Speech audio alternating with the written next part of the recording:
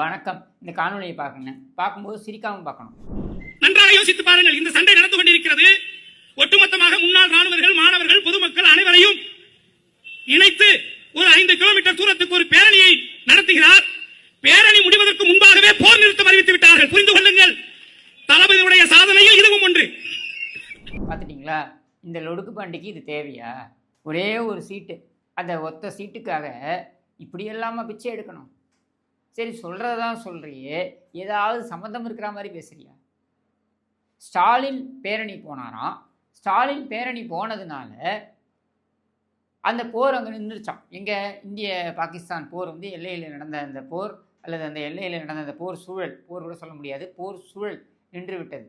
சொல்கிறது யார்? கருணாஸ். அது சொல்லும்பொழுது இவ்வளோ சீரியஸாக மூஞ்சி வச்சு சொல்கிறான் பாருங்க. இந்த மாதிரி எச்சைகள் இருக்கும் பொழுது தமிழக அரசியல் எப்படி உருப்படும்? ஸ்டாலினுக்கும் இந்த எல்லை